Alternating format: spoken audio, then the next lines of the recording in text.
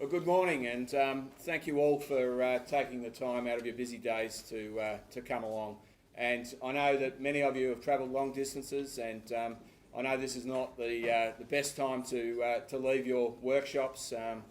At 10:30 on a Wednesday morning, but I think what it shows, and it's fantastic to see so many people here in their work shirts. It shows how important this issue is. So thank you very much for taking the time to come along. I'd also like to take this opportunity to thank Australian motoring enthusiast Senator Ricky Muir for taking time out of his schedule. As you know, we're only a few days out from a federal election campaign, so it really is a testament, I think, to Ricky and his support for our industry and how strongly he feels about this issue that he's made time to be here today. Just the agenda, we're here to talk about vehicle data sharing. Senator Muir will launch a draft mandatory code.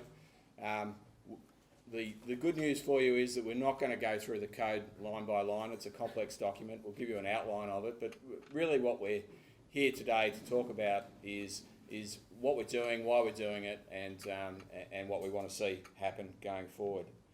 And really this issue is an issue that will shape not only the survival of our industry into the future as we know it, but it's an issue that affects every single, or will affect every single of Australia's 17 million vehicle owners. And we're one of the most car-dependent countries in the world, and the motor vehicle is our primary form of transport for most people, and we need to get this right. And that issue is about getting access to dealer-level repair and service data.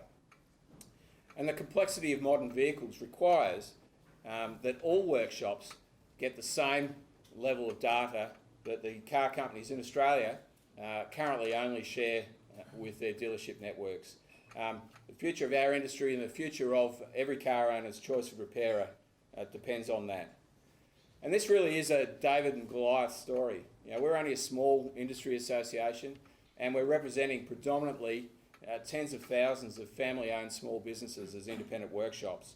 And we're taking on the big guys, the multinational car companies with their multi-million-dollar budgets and their highly paid lobbyists in Canberra. And this is a story about our long campaign. This is 9 years that we've been going on this campaign for access to things like the diagnostic information that allows us to interpret fault codes, to reset service indicator lights, to know what blend of oil a car takes, to put in a PIN number when you replace a component on a vehicle, or to upgrade the computer system, the software upgrades on modern vehicles, similar to what your iPhone needs periodically. And this is how the story goes. We identified the problem, and as I say, we identified the problem 9 years ago. And this is not an Australian unique problem. We're in a global, the car industry is global. There's not one indigenous Australian car manufacturer. They're all global multinational companies. So this issue is being played out in every country around the world. The difference between Australia and countries like the US and Canada and Europe is that in those countries, the government's seen that this is an issue for car owners' rights, and it's an issue about a level playing field in an industry. So those governments have actually stepped in and mandated that car companies need to share exactly the same information that they share to their dealers to all workshops at the same time. So that's mandated in all of those countries, but at the moment it's not mandated here. So what we did, we played by the rules. And we approached government, we secured an inquiry. That inquiry found that there was an issue and that there was a role for government to play in monitoring competition in our industry. And they made some recommendations. They recommended that the industry get given the opportunity to fix it themselves through a voluntary process, and if that didn't work, that there was a role for government to play in mandating a solution. The government of the day accepted all the recommendations of that inquiry.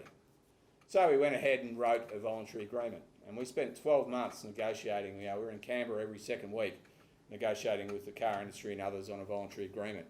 And everyone signed it in December 2014. And then since then, in that 18-month period since then, the car industry, almost to a man, have completely ignored it. It's like it didn't happen.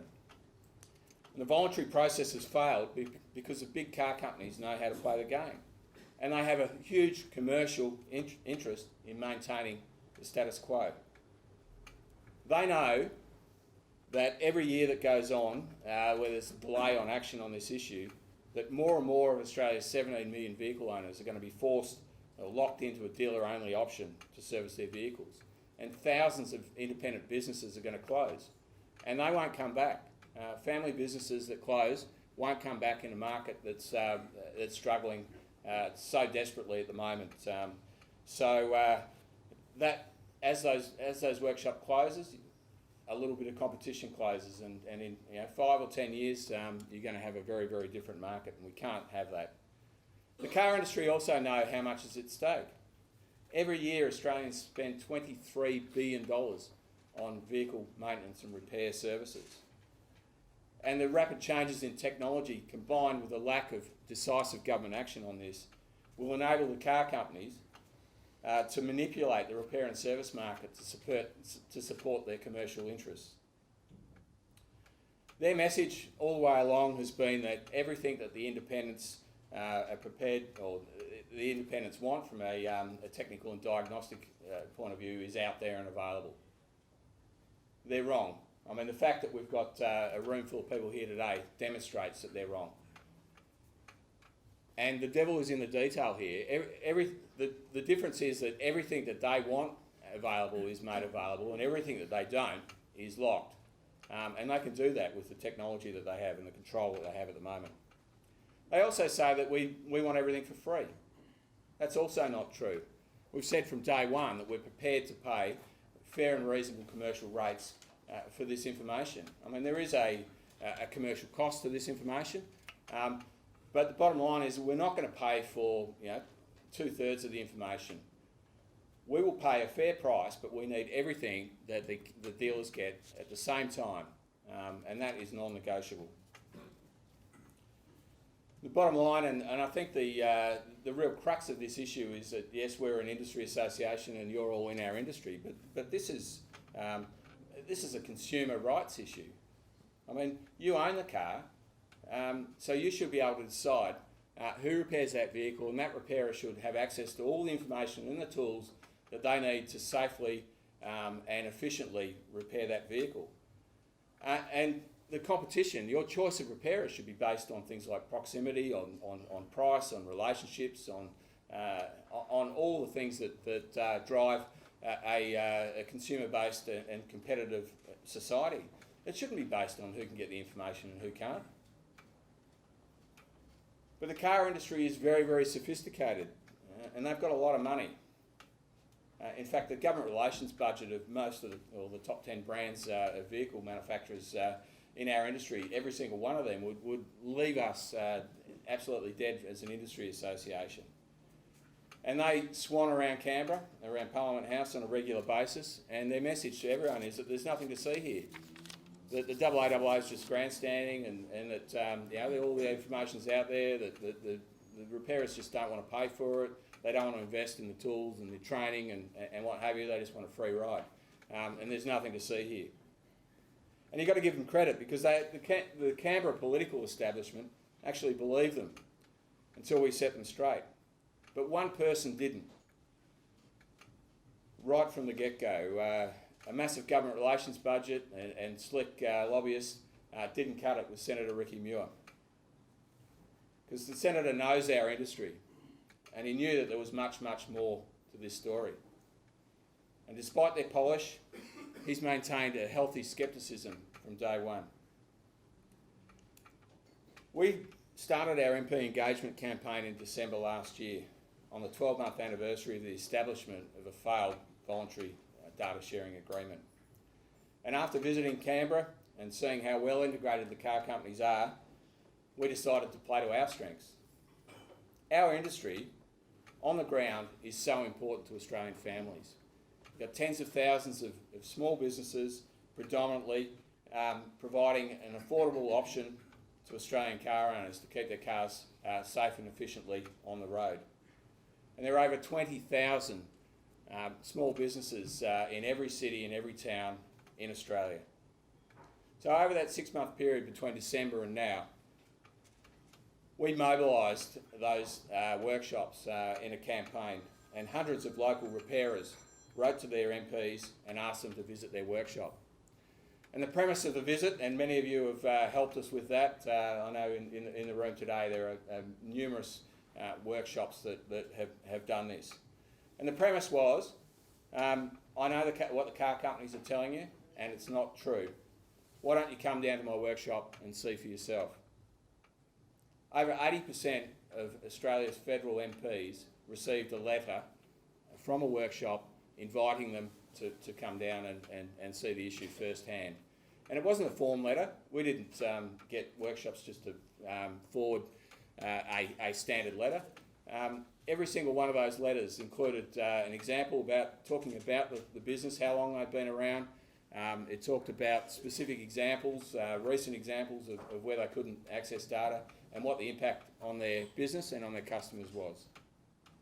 And that resulted in over 30 MPs from all sides of the political spectrum getting out of their offices and going down and meeting with a workshop. And the result has been magic. It's been an absolute game changer. Every single MP that's taken up the invitation to go down and visit a workshop has walked away with a lot more than just a tweet or a Facebook post. Every one of these visits has resulted in the MP absolutely surprised and shocked at what is going on here. They cannot believe that independents are being locked out of established data subscription services just on the basis that they're not an authorised dealer when they're prepared to pay to get that information. The most common question we got from MPs is, surely this is illegal, surely the ACCC is all over this. But the simple fact is that under current Australian consumer law, withholding technical and diagnostic information doesn't breach our laws. That's why we need an industry-specific solution here. So we've played by the rules. We've written letters to government. We've approached numerous ministers. I think we're on our third or fourth Prime Minister since we launched this campaign, and numerous consumer affairs ministers. We got the government inquiry. That said that that there's a role to government play here in governing competition. We had a voluntary agreement, which was the first step. We signed that in good faith. And finally, we get the car industry saying that counts for nothing, and they're not going to change because they don't have to. Well, I tell you, we're not going to accept that, and there's plenty that we can do about that. And by mobilising, and by all of you, and we thank you so much for the way that you've mobilised over the last 8 weeks of the election campaign, we're now in a very, very strong position. In fact, as a result of this campaign, we're very pleased to say that we now have written election commitments from the Greens, Labor, the Motoring Enthusiast Party, the Liberal National Coalition and the Nick Xenophon team. And every single one of those commitments says that this issue needs to be addressed by government, that we need to have a framework to ensure that independent repairers are able to access the information they need to service vehicles.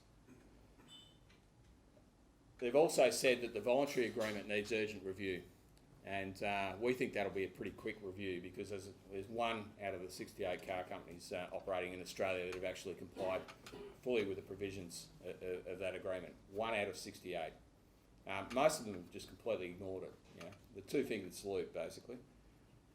And importantly, 4 out of 5 of those commitments, and in your packs you'll get those commitments. 4 out of those 5 commitments have mentioned the M word. That's right, a mandatory code. And that's very, very important because government, well, both sides of the major political parties have been very, very reluctant to even talk about a mandatory code. That is the absolute last resort. But the bottom line is that's what we need here.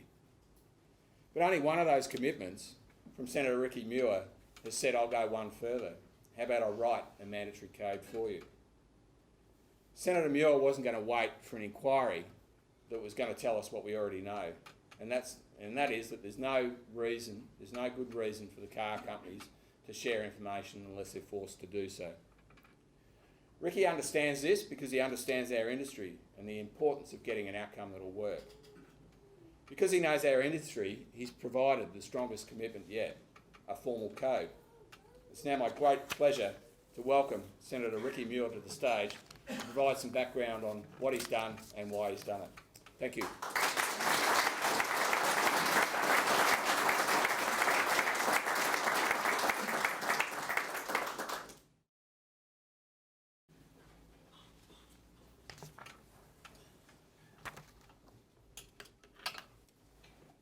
Thank you. Are we on? Yep. Thank you very much. I was going to ask for a show of hands at the very beginning to see who here is from independent repairers, and I don't think we really need to do that because I think it's pretty obvious by all the uniforms in front of me, and thank you for coming along. I'd like to thank the AAAA and Stuart for the warm welcome, and being able to work with me in my office in relation to this code over the last few months. Something I'd like to put on the record from straight up front is this is something I was working on before the double dissolution, before it was called. So for me to be here is actually just part of what I wanted to do. So when Stuart said that I was taking time out of my busy schedule, no I wasn't. This is what I do, this is what I've been wanting to achieve, and this is something that I'm passionate about and would really like to see come into play even if I don't get elected. And the important thing now is that we have a draft code that we can work on. Just to reiterate, I'm here because I want to be here. This is part of my day. I've deliberately shaped today around this very event. I'll touch on intellectual property. When I buy something, I want to own it. When I buy a meal, I want to eat it. It's mine. It's not up for the chef then to turn around and say, that bit of potato there's mine. You can't eat that without putting that bit of salt on there and do it my way. If I buy a car, I want to own that car. And it was like that for a very long time. And we could service them and maintain them and modify them and do whatever it was that we wanted to do with them within the parameters of the law. And that was important. That created, well, for a lot of you, I suspect a lot of you in here, it all started with a HQ Holden or something and tinkering around at the carby. Next thing you know, you started messing around with cams. Next thing you know, you're working in your local performance shop. Next thing you know, you own Repco.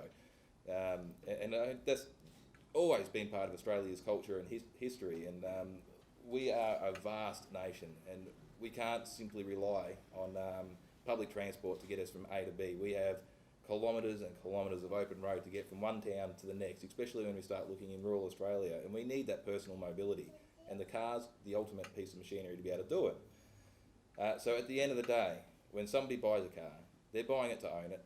They should have the right to actually service it and maintain it at an affordable price at somebody or at a place or a residence that they're comfortable to do so. This is something I was familiar with since before politics. I didn't come from the political background. I didn't have the mega dollars behind me like so many other people in Parliament did, and I didn't have the option of just buying a brand new car, leasing it, running it off against my tax, and sending it to a dealer network to be serviced every single time. The reality was I did what I could out of my own backyard. When I broke it, I took it into one of you guys, and you were able to actually do the service and do the job at an affordable price.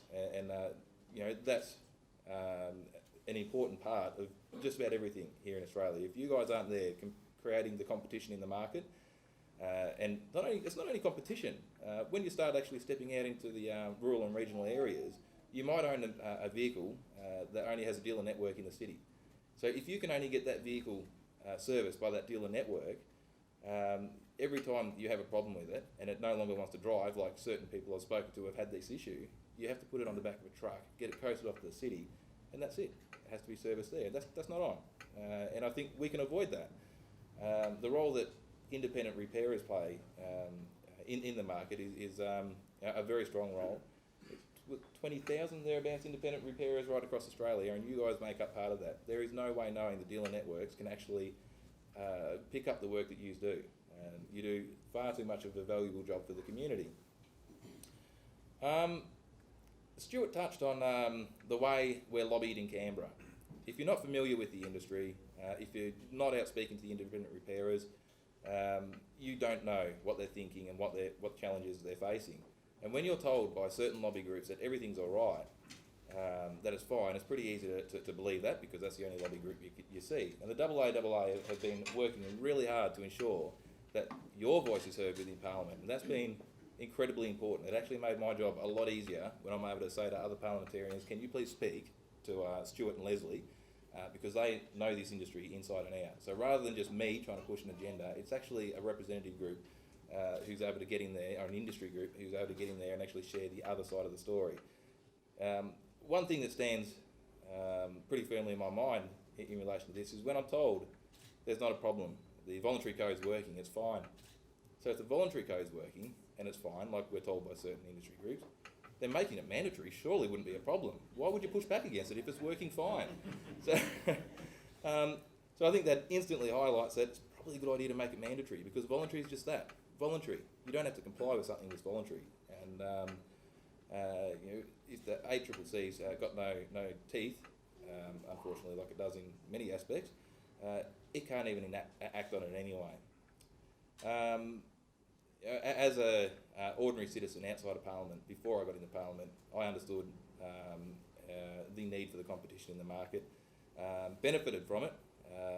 If you get a competitive price, you're able to get that little bit more done. So you might need a wheel alignment, but you also might need the front left tyre. If it's too expensive to get that wheel alignment done, you can't get that front left tyre. If the competition's there, which you guys provide, you can get the best of both worlds. I shouldn't really look down at notes, because as soon as I do that I get very, very lost. These sort of codes, the microphone's working really well now, it wasn't earlier.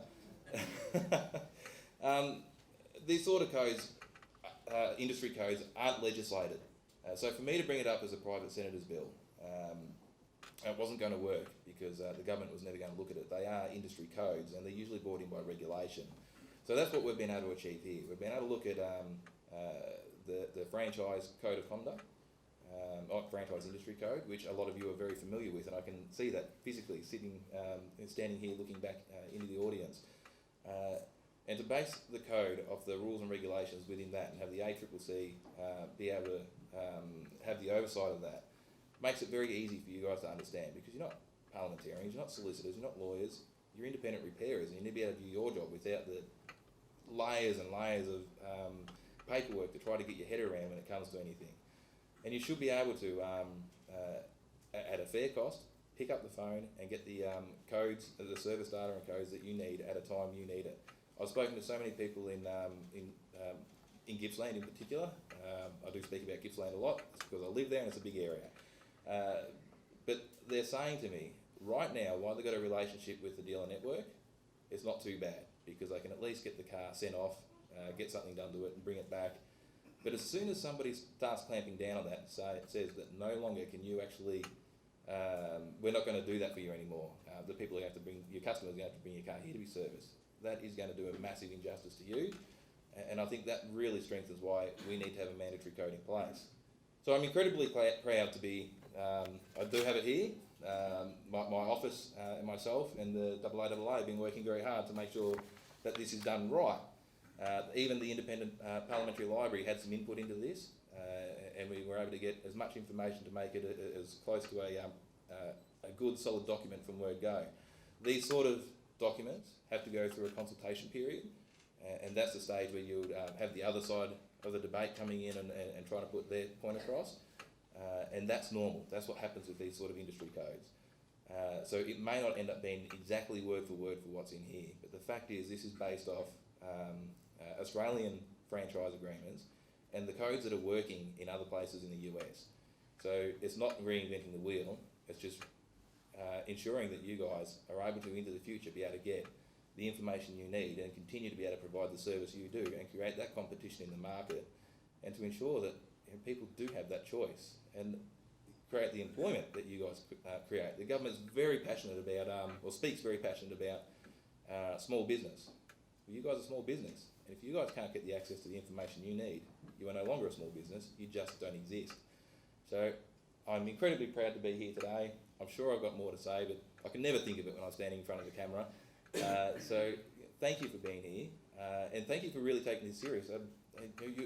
like Stuart said, a lot of you have travelled a great distance. I'm seeing some familiar faces in here as well, and you know, people that I've spoken to are really passionate about this. And again, if it wasn't for the likes of the AAAA, and if it wasn't for the likes of you guys actually sending out those emails and getting into the ears of other parliamentarians, they wouldn't have known your side of the story. So really, at the end of the day, I'm proud to be announcing this code. I'm proud to say that if I get re-elected, I'll continue to push for this. I'm also proud to say that if I don't get re-elected, at least we have the base here to keep trying to push. But I'm also proud of you guys for standing up for yourself. So thank you very much.